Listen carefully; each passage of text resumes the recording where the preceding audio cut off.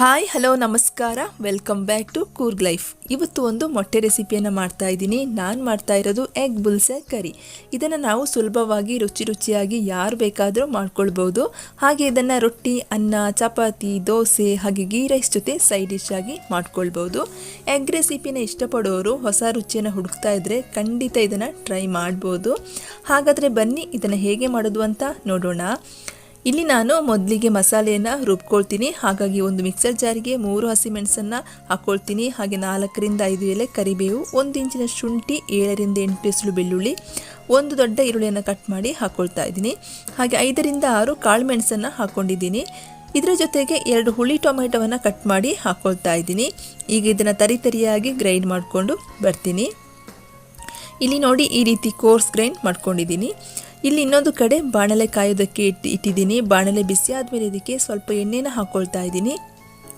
ಇಲ್ಲಿ ಎಣ್ಣೆ ಬಿಸಿಯಾಗಿದೆ ನೋಡಿ. ಈಗ ಇದಕ್ಕೆ ಅರ್ಧ ಟೀ ಸ್ಪೂನಷ್ಟು ಜೀರಿಗೆನ ಹಾಕ್ಕೊಳ್ತೀನಿ.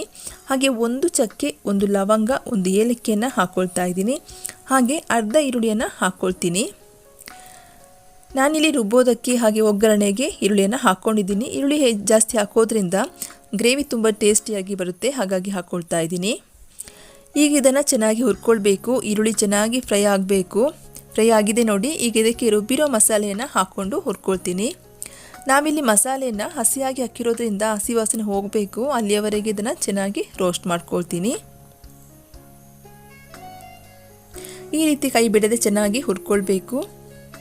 ಈಗ ಇದಕ್ಕೆ 1 ಟೀ ಸ್ಪೂನಷ್ಟು ಅರಿಶಿನ ಪುಡಿಯನ್ನು ಹಾಕ್ಕೊಳ್ತೀನಿ. ಹಾಗೆ ಖಾರ ನೋಡಿಕೊಂಡು 1 ಟೀ ಸ್ಪೂನಷ್ಟು ಖಾರದ ಪುಡಿಯನ್ನು ಹಾಕ್ಕೊಳ್ತೀನಿ.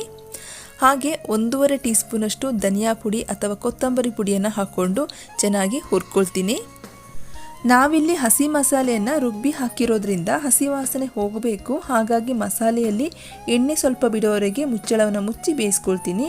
ಇಲ್ಲಿ ಎಣ್ಣೆ ಮಸಾಲೆಯಲ್ಲಿ ಬಿಟ್ಕೊಳ್ತಾ ಇದೆ ನೋಡಿ. ಈಗ ಇದನ್ನು ಚೆನ್ನಾಗಿ ಮಿಕ್ಸ್ ಮಾಡಿಕೊಂಡು ರುಚಿಗೆ ಸ್ವಲ್ಪ ಉಪ್ಪನ್ನು ಹಾಕ್ಕೊಳ್ತಾ ಇದ್ದೀನಿ.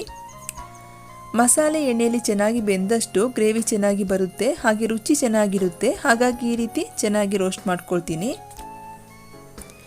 ಈಗ ನಾನು ಈ ಮಸಾಲೆಗೆ 1.5 ಕಪ್ನಷ್ಟು ತೆಂಗಿನಕಾಯಿ ಹಾಲನ್ನು ಹಾಕ್ಕೊಂಡು ಗ್ರೇವಿ ರೆಡಿ ಮಾಡ್ಕೊಳ್ತೀನಿ. ಇಲ್ಲಿ ನೋಡಿ ಗ್ರೇವಿಯ ಥಿಕ್ನೆಸ್ ಈ ರೀತಿಯಾಗಿದೆ. ಗ್ರೇವಿ ಚೆನ್ನಾಗಿ ಕುದಿ ಬರಬೇಕು. ಕುದಿ ಬಂದ ಮೇಲೆ ಇದಕ್ಕೆ ಜೀರಿಗೆ ಪುಡಿಯನ್ನು ಹಾಕ್ಕೊಳ್ತೀನಿ. ಇಲ್ಲಿ ಗ್ರೇವಿ ಕುದೀತಾ ಇದೆ ನೋಡಿ. ಈಗ ಇದಕ್ಕೆ 3/4 ಟೀ ಸ್ಪೂನಷ್ಟು ಜೀರಿಗೆ ಪುಡಿಯನ್ನು ಹಾಕ್ಕೊಳ್ತೀನಿ. ನಾನಿಲ್ಲಿ ಯಾವುದೇ ರೀತಿಯ ಗರಂ ಮಸಾಲ ಪುಡಿ ಅಥವಾ ಎಗ್ ಮಸಾಲ ಪುಡಿಗಳನ್ನು ಹಾಕದೆ ಸಿಂಪಲ್ಲಾಗಿ ಗ್ರೇವಿಯನ್ನು ರೆಡಿ ಮಾಡ್ಕೊಳ್ತಾ ಇದ್ದೀನಿ. ಇಲ್ಲಿ ಮಸಾಲೆ ಚೆನ್ನಾಗಿ ಕುದಿ ಬಂದ ಮೇಲೆ ಇದಕ್ಕೆ ಮೊಟ್ಟೆಯನ್ನು ಹಾಕ್ಕೊಳ್ತೀನಿ.